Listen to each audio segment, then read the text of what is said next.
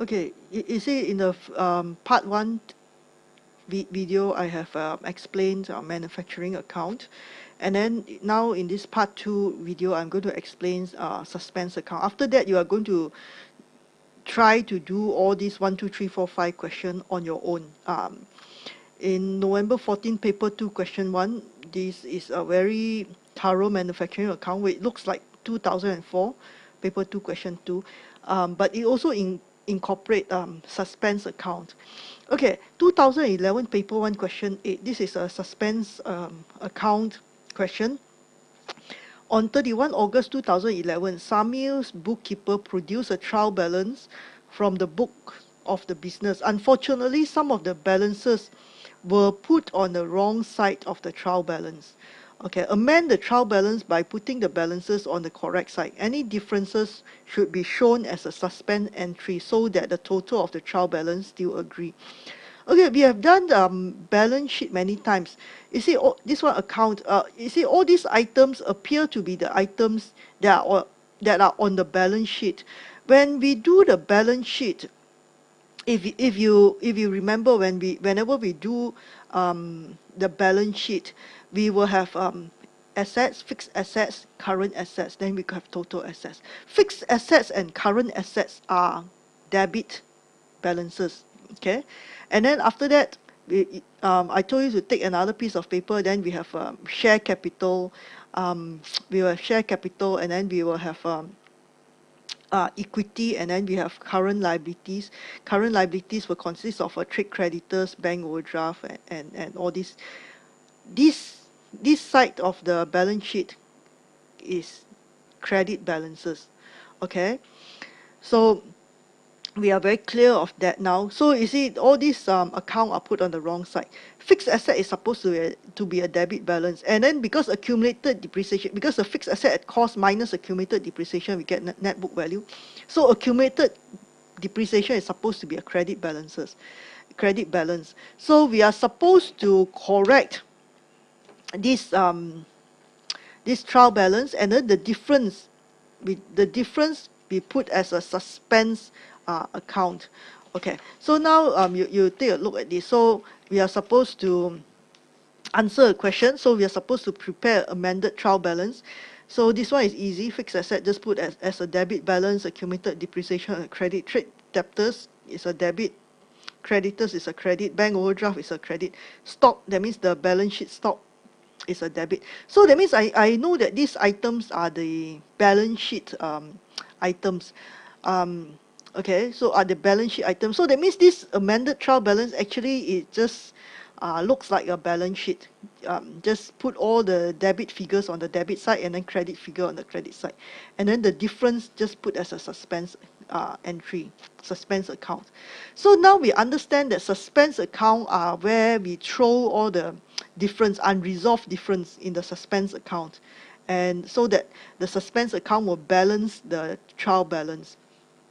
Okay, then part B, so the question, then after that part B, this information is for part B. After checking the books, the following errors were discovered. The balance on Samuel's capital account was 17,000, was not included in the list. Stock was included at a selling price. It's Samuel's policy to mark up the goods by 100%. So that means the stock was included at 200%. So that means the correct value of the stock is actually $2,000. Okay, so the correct value of the stock is 2,000. So capital is a credit balance, is 17,000. Okay, then number 3, information number 3, the figure in the bank overdraft was taken from the bank statement. Samuel's cash book showed on 31 August 2011, Samuel paid 5,000 into the bank. This was not shown in the bank statement. Okay, when you do your accounts, when you do up your trial balance and the accounts and your balance sheet, you always use the corrected cash book balance as your bank balance figure in your balance sheet. Don't use the bank statement figure. Okay, use your corrected, your updated cash book balance. Okay, so the previous bank overdraft figure is 1,000, and then note 3 of the question says Samuel's cash book showed that Samuel paid 5,000 into the bank. This was not shown in the bank statement. So that means it is the bank statement that is not updated. So the cash book is updated. So when the deposit of 5,000 is not shown in the bank statement yet, if it's shown in the bank statement, then the bank would have a positive. This is negative 1,000 plus 5,000 would have been a positive 4,000 figures, 4,000 figure. So the rest of the figure remains the same, and now the trial balances. C, explain why business produces trial balance. This is what we know is easy, but the thing is, how are we going to put it in words? So you have to have the descriptive ability to describe what you already know. Okay, trial balance is to list down all ledger balances at a certain date, ensuring total of so that means to list down all the account balances all the account balances at these are the account balances, okay, at certain date, ensuring all the debits and credit tally before preparation of final account. This would make a systematic process where certain errors such as omission of account balances, entering to the wrong side of account, and other errors that are supposed to be reviewed in trial balance can be rectified. So that means if the trial balance doesn't balance, you can try and rectify it before preparation of final accounts, thus minimizing errors in the final account. So that means you are just doing a trial balance to try to balance it. If you cannot balance, then you find out, you try to rectify the error. Then it will ease your process to do the final accounts. Okay, identify 4 types of errors in the account which a trial balance will not review. So a trial balance will not review error of omission, error of commission, error of principal, and compensating. You see, when a trial balance balances, so that means there would be 6 types of errors. That means these 6 types of errors will not be reviewed by a trial balance. Okay, so that means you see, when the trial balance balances, you cannot see any errors, right? So that means but the thing is when you see the question asks, what does the question ask? Identify 4 types of errors in the accounts which a trial balance will not review. That means from the trial balance you cannot see that there are errors. So when you can't see errors from the trial balance because it balances, there are still 6 types of possible errors. Okay, one is error of omission. Error of omission means a double entry has been totally omitted. That means the debit and the corresponding credit has been totally omitted. Error of commission. That means an entry has been put to a wrong account within the correct category. So for example, instead of advertising expense, I put the entry into, instead of debiting advertising expense, I debited salary expense. But both are expense. So that is error of commission because both are in the correct category of expense, right? Just that wrong account. Okay, error of principal. That means an entry has been put into an account of a wrong category. So instead of debiting advertising expense, I go and debit debtors. So it's principally wrong because advertising expense and debtors are totally different category. That means this is a more serious error than error of commission. Error of original entry. Okay, that means an error has been entered wrongly from the source document to the book of prime entry. Okay, so that means we will take the amount, for example, from the purchase invoice. Okay, so for the purchase invoice state $1,000, but we key in as $100 into into our purchases journal. So this is error of original entry. That means when we key in the figures from the source document to the book of prime entry, for example, from the purchase invoice to the purchases journal, it was the figure was key in wrongly, was transferred wrongly from the source document to the book of original entry. Okay. So compensating errors are errors um, errors, two different entries, uh, two different entries with wrong amount cancelling each other. Okay, wrong amount on different side of the accounts, thus cancelling each other. So this is compensating errors. Okay, because there's one pair of entry, debit debtor credit sales. Okay, debit debtor credit sales, probably the debit debtor $900, credit sales $1,000. So the credit side has been is more, is credited wrongly by $100. It's credited more by $100. So another entry, you you debit purchases 1,000, then um, then you creditor 900. So the purchases was debited wrong by $100. So these two entry cancels each other by $100.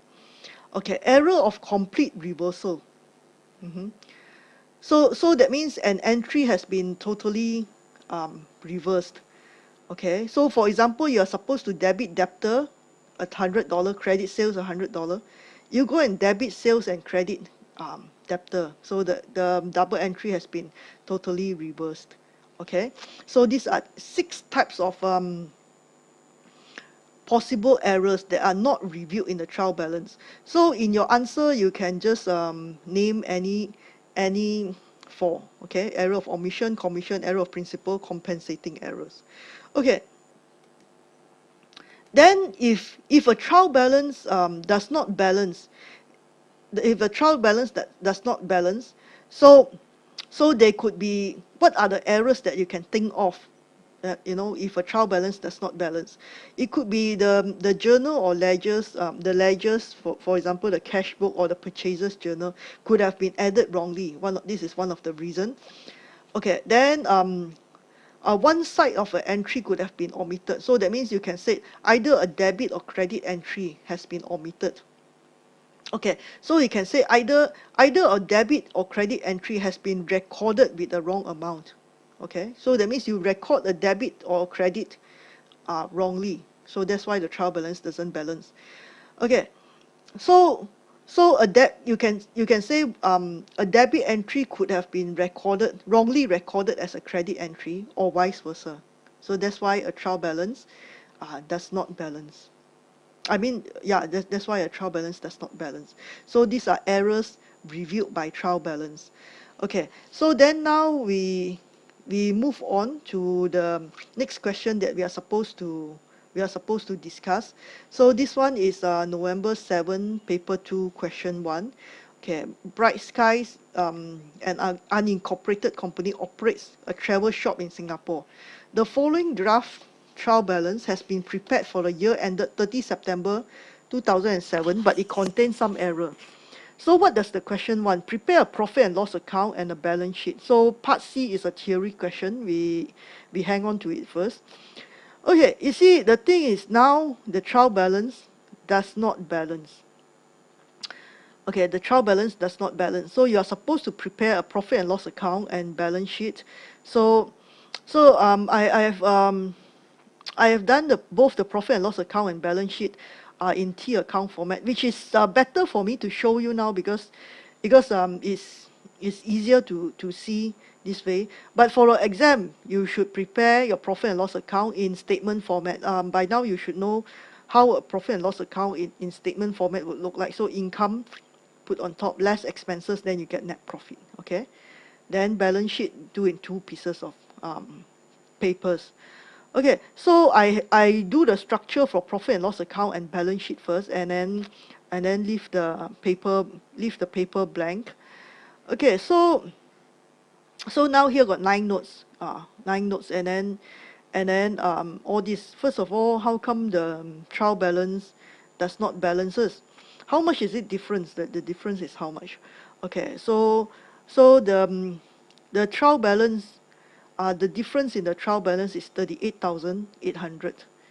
Okay, so that means there should be a suspense account, a debit entry in the suspense account. That is because the debit side is okay. The okay. So now this is the trial balance. Okay, so the debit side is more, and then you have this credit entry here. So this is 1,258,500.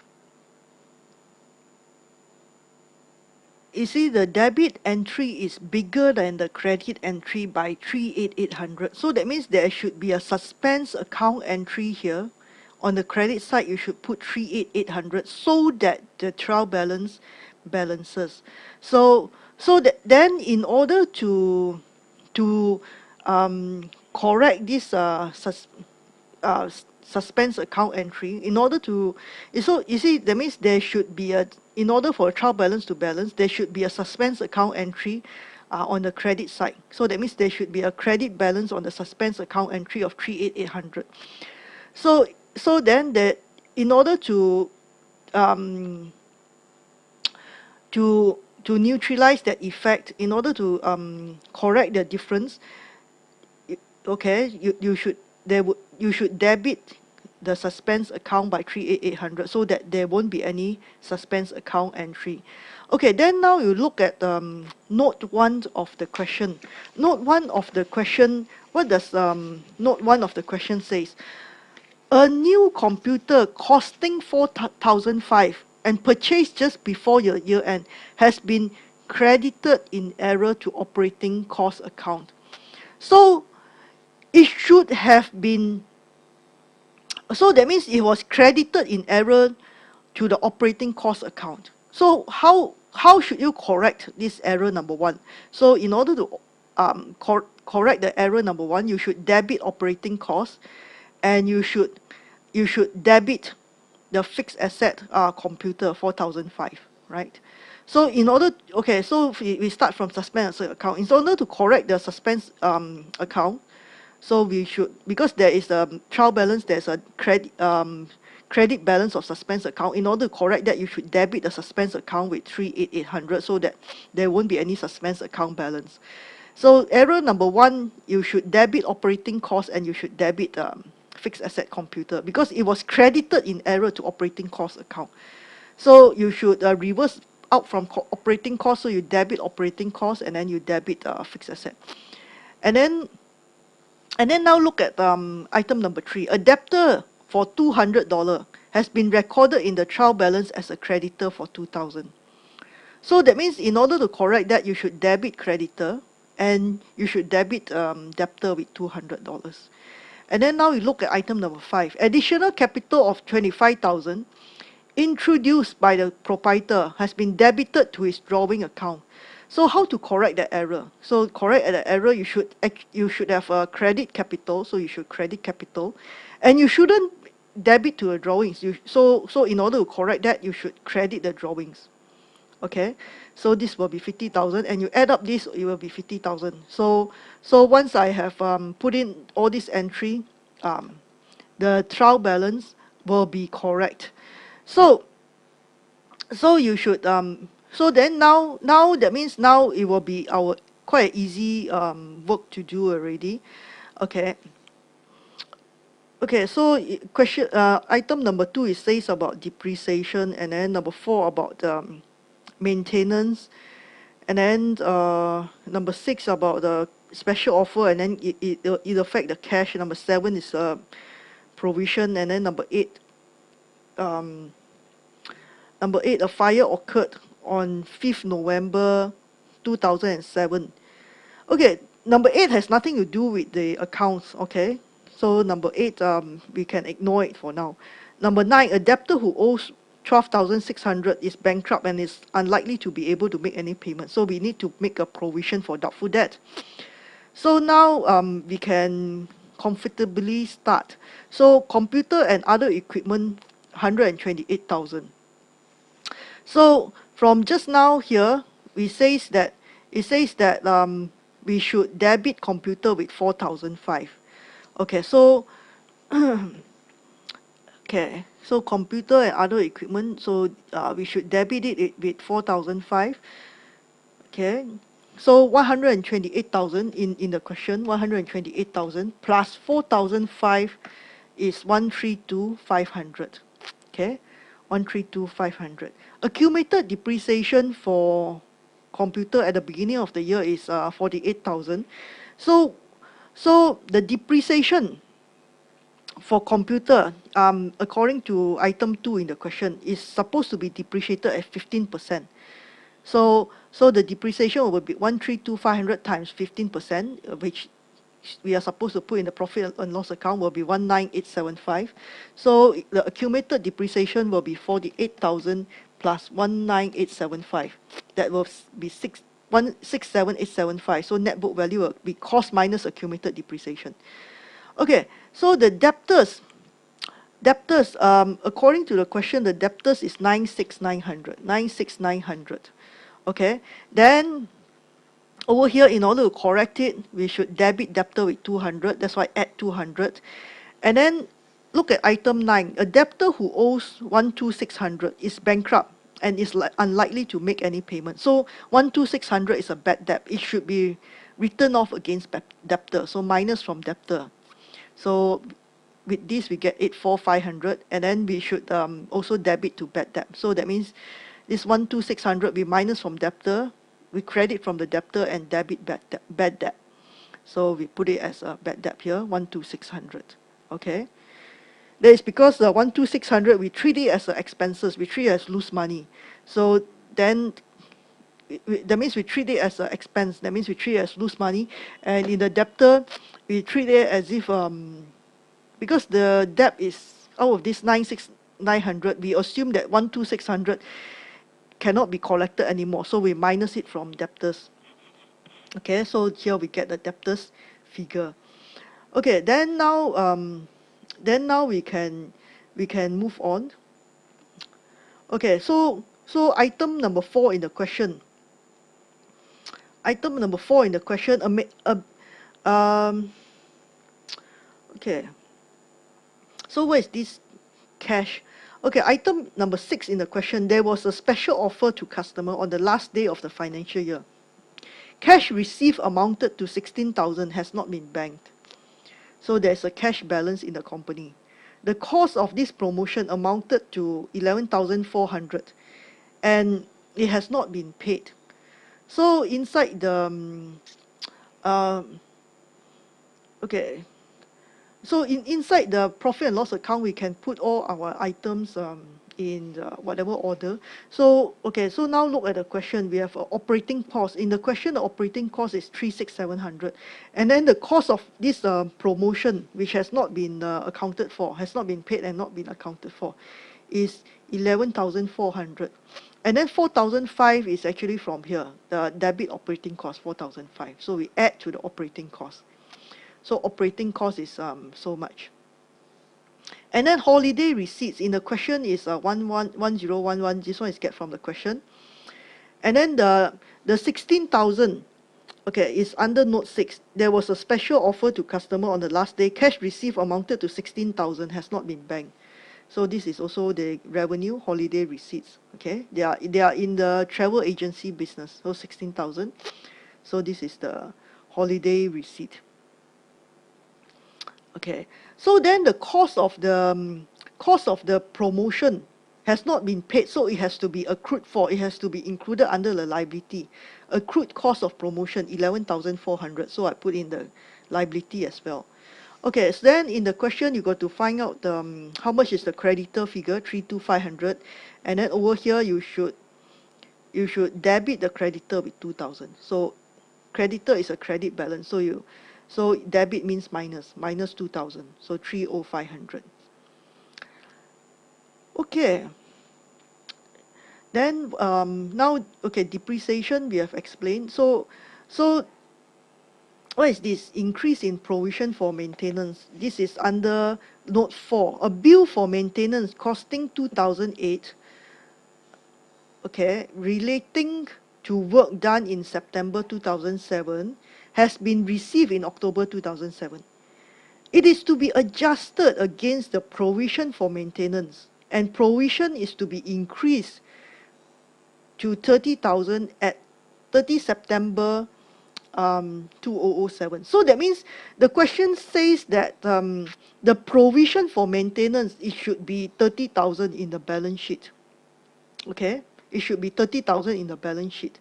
So last year the provision for maintenance figure was 26,000. Okay, then this year, okay, so the provision for maintenance this year, the maintenance bill come is 2008. Okay, and this is to be adjusted against the provision for maintenance. Okay, so that means we take out from the provision for maintenance. So that means we debit from provision for maintenance. Okay, and then we, of course, we credit it to the bank. Credit it to the bank. Okay, so it had been received in October. Okay, but the thing is, it was actually received in October. So that means as September, this 2008 was not paid yet. So that means if it's not paid, of course it should be in current liability as an accrue maintenance expenses, um, accrued maintenance expenses. So it should be in current liabilities. Okay, because it's not paid yet. So when it's paid, then you debit from here, and then you credit from the bank. Credit from the bank. Okay. So, or you can call it accrued maintenance bill. Okay, 2008. Okay, so this 2008. So the thing is, the 6,008 would be a difference, because we know that the provision for maintenance is supposed to be 30,000 in the balance sheet. And then the beginning of the year provision for maintenance is 2006. And we should adjust this 2008 against the provision for maintenance account, because, okay, it is incurred, okay, and it should be taken off against the provision maintenance account. So this 6,008 would be a balancing figure. So 26,000 minus 28,600 plus 6,008 will equal to 30,000. This 6,008 is a balancing figure. So that means we are increasing the provision for maintenance figure by 6,008. We are crediting provision for maintenance figure. So we correspondingly debit it into the profit and loss account. Increase in provision for maintenance, 6,008. Okay, payment to travel company. This is gotten directly from the question. And then okay, we can the capital figure is also easy. Okay, proprietor's capital account is 90,000, and here we're supposed to credit capital by 25,000, so plus 25,000 will be equal to this. Drawings is 85,300 according to a question. Then we should minus 25,000 credit drawings. So minus 25,000, so we get this figure. Then net profit is actually copied from the profit and loss account. Okay, so creditor we have explained. Accrued maintenance here, accrued, this one I explained already. Wait, then bank overdraft is gotten straight from the question. Okay, so then this one, okay, bonus. So bonus is under note 7 in the question. A provision amounting to 5% of gross profit is to be allowed as bonus to staff. So you see, what we understand about gross profit is, in a trading account it will be revenue or sales minus cost of sales, that will be gross profit. But this is not a trading account, this is a travel agency. So in our opinion, what is a gross profit? So in my opinion, I would think that gross profit will be this income minus payment to travel company, because this is this is a main cost, the major cost for a travel, um, uh, uh, travel operators, operate travel shops in this company operates travel shops uh, in Singapore. So I would assume that the main cost for this company is actually payment to travel company, which is this amount. So this one minus this will be my gross profit, then I times 5%. So this will be my provision for bonus. This is my bonus expense, but it is not paid yet, so it should be under current liability. It should be accrued under current liability, accrued staff bonus. You see, in the A level questions, some of the things is we have to use our so-called our own intelligence, so to try to grasp what the question is asking, and and try to understand it, and also try to do the question according to what we understand as best as possible. So so a lot of things, you cannot say that, oh, this one I got to go and check my textbook now, what is gross profit means, and what is this. Some of it, it cannot be found in the textbook, so we have to use our own intelligence to to think what does it mean. Okay, so shop rental is also is also stated in the given in the question, so I just copy the figure, and then staff salaries also. So I've put it in all the necessary figures, so I calculate my net profit. This one minus all this will be my net profit, and my net profit I put it here, then I get my total here. So all these figures also I explain how I got the figures. Okay, so so that's it for this part A of the question. Okay, part A of the question done.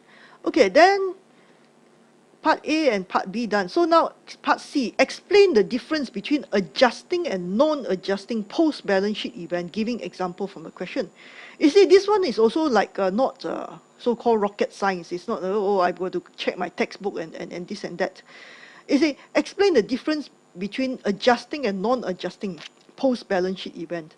So what is your balance sheet date? 30 September 2007.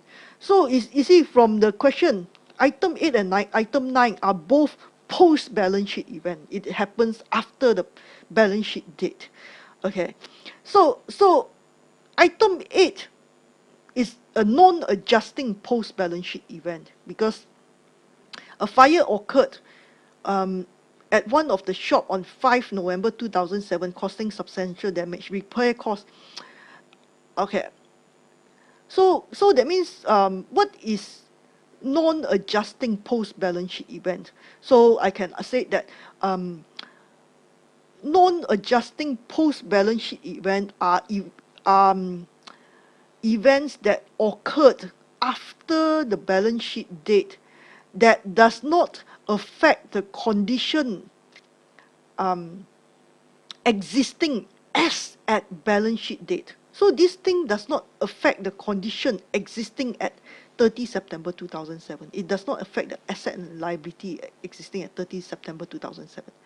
So example will be item number 8 in the question, where the damage caused by the fire does not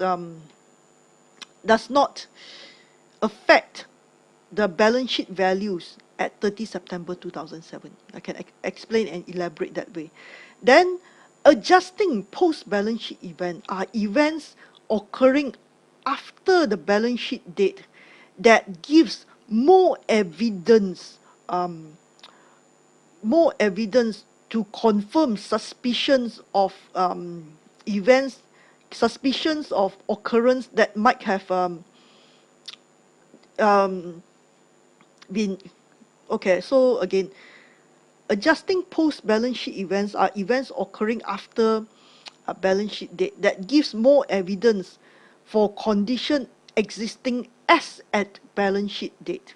Okay, for example, item 9 in the question, the debtors who went bankrupt after the year end gives more evidence that the debt he owed as at balance sheet date is irrecoverable, right? Because the after year end, or because even before that we have suspected, because he keep on delaying payment, so we could have suspected that he couldn't pay us. But after year end, this occurrence confirm our suspicion, that he could not, that the debt is bad and requires provision for, requires it to be written off as bad debt. So is it, we can actually put our understanding in the words, in our own words, okay? So you should practice that. Okay, it's not rocket science.